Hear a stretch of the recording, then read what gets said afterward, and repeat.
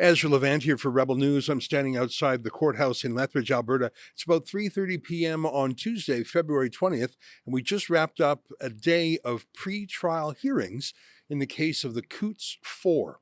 Those are four men who were charged with very serious crimes emanating from the border blockade 2 years ago at the Coutts Sweetgrass International border between Alberta and Montana.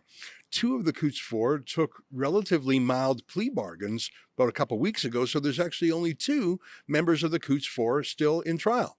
The subject matter of today's hearings were a search warrant that was conducted against the accused. And I don't want to give away too many details. There were various search warrants executed against different places. And this search warrant is being challenged in a couple of ways. It's being challenged in the called an ITO, the information to obtain, the facts that the police put before the judge to get the search warrant. Now, remember, when you're going for a search warrant, you're doing it secretly. You have the element of surprise, so you don't have the suspect there to stand up for himself. So there's a duty on police to be very full and fair in their disclosure, to tell the judge any weaknesses of their own case. You can't trick a judge into getting you a search warrant. You have to be extra fair, and the judge has to be extra fair because the person whose rights are being taken away isn't there. So the ITO, or information to obtain, that's the document used for a search warrant, that was under great scrutiny today. And then once you have a search warrant, how was it executed? How did police take that search warrant and use it? Did they do so reasonably and responsibly, or do they exceed the mandate that the judge gave them? There were lots of details that came up when lawyers on both sides were arguing, well, it was done right or no, it was done wrong. And I really wish I could share some of them with you because they're fascinating and very revealing. However, as I mentioned in an earlier video, the ITO, and in fact matters for bail hearings and these search warrant hearings, they're covered by a publication ban, and the judge reiterated that in court today.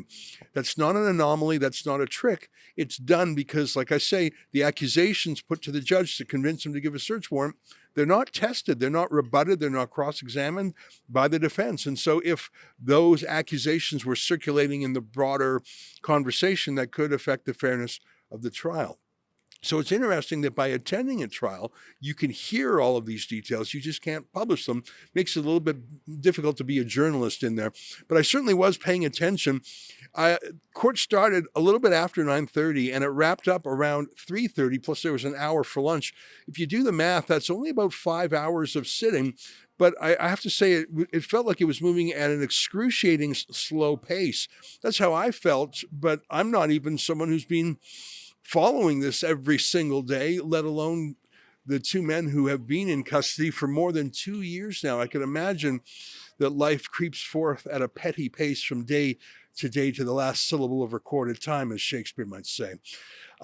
It's still going to be weeks more before a trial comes. They're not done, these pre-trial hearings. The trial, they're still talking about scheduling. At one moment, the judge said, "Oh, I'm cognizant the men are behind bars." 2 years they're behind bars. I saw Chris Carber and Tony Olenek. They were sitting about 10 feet away from me. Those are the two remaining prisoners, defendants in this case. As you know, earlier today, I announced that Rebel News is setting up a very special crowdfund just for Chris Carber. No other funds will be added to it from other sources because even though Chris Carber is charged with very serious crimes, I am of the belief that the charges against him are being trumped up. That said, not everyone will agree with me, and I want to respect donor intentions. So unless you make that specific gift at helpchris.ca, your donations to Rebel News or the Democracy Fund will not go to help him. But I met him in prison, and I thought, this guy, he certainly suffered a lot in prison. And the more I learn about the case against him, the more I feel like it's being propped up and trumped up by prosecutors. The prosecutor in this case, Stephen Johnston, is the same prosecutor on many of the lockdown cases, the pandemic cases, including the persecution of Arthur Pawlowski. And I would say he's a man with a vendetta, a man with a vengeance. It doesn't feel like normal justice to me when I think about how many resources the police put into this, and now the prosecutors and the court itself. How many countless days of hearings have there been? And if there really is a conspiracy to commit murder against a police officer, then of course it's warranted. But as the days turn into months, turn into years, I wonder if that case is really there.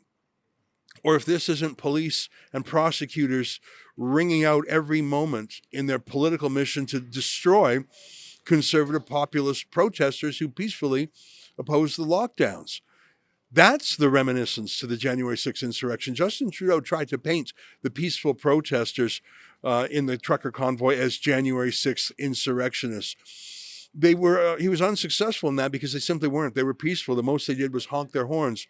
The comparison that is valid is to compare the prosecutorial zeal and the length of time in custody. That is the comparison.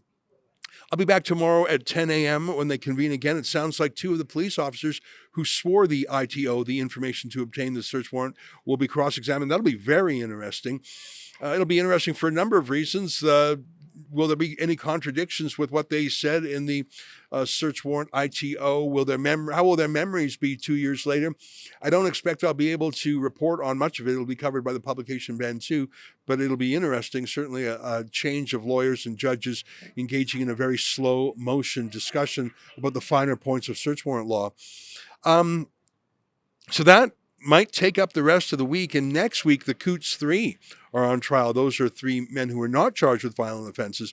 They're out in the community, and so their situation is much less brutal. Although, of course, they do face charges similar to what Tamara Lich is facing in Ottawa. I'm glad I'm out here in Lethbridge. I've been here so many times. I think that the community, at least those that show up, they've broken faith with the establishment.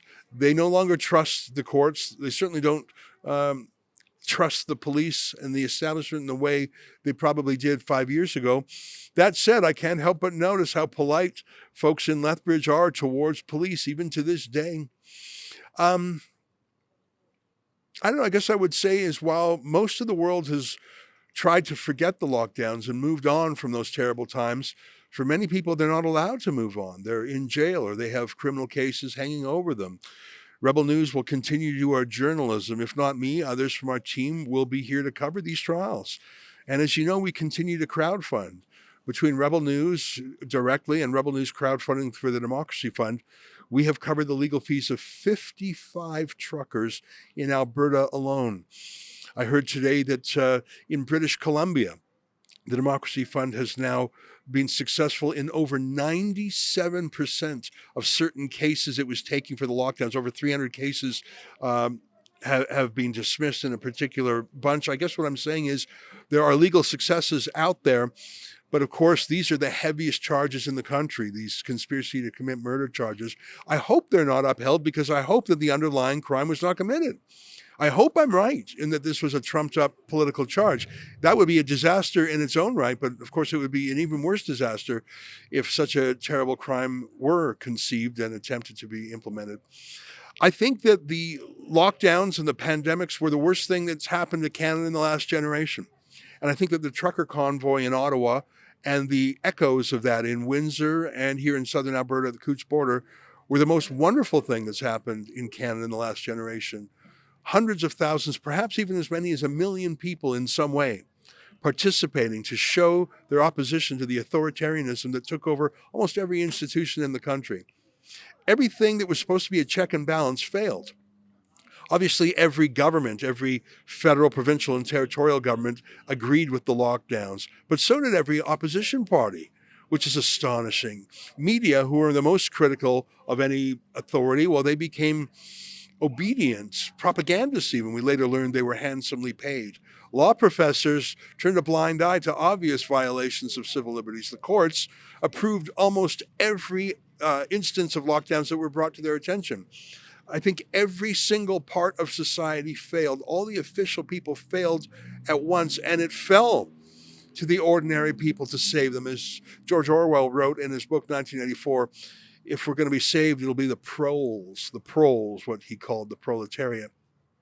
The people in the courthouse today are definitely proles in the language of George Orwell, severely normal people, truckers, farmers, local business people. There were people who came in from all over Western Canada, people who came in from Grand Prairie, from Saskatchewan, from Medicine Hat, from Calgary, of course. There were people who came in from afar, people who have made it their mission to come and bear witness to what's going on. Of course, most of them were forced to sit in the hallway. The court here, for some reasons, insists on using a small courtroom. And until I asked the clerk to ask the judge to reconsider, they were setting aside a whole pew for journalists who didn't come. There was me and one other accredited journalist today. That's two more than are normally here. And I actually asked the clerk, and to my delight, the judge allowed people to sit there. But why would that have been a rule to begin with? Why are they trying to keep ordinary people out of a court? If you're trying to build support for a court system, transparency is essential. These people here are continuing to fight the fight that most of the country has moved on from, but it's important that we see it through to the end journalistically and where appropriate through crowdfunding. I'll be back tomorrow, and we'll see how the scheduling is in the days and weeks ahead. Like I say, the Coutts 3, their hearings will begin next Monday, and we'll be on the ground here to cover that. That's the latest from me. To follow all of our coverage on these trials, we've set up a new website, truckertrial.com, and it'll have videos like this and other news stories as we cover these matters in the weeks ahead. For Rebel News, I'm Ezra Levant.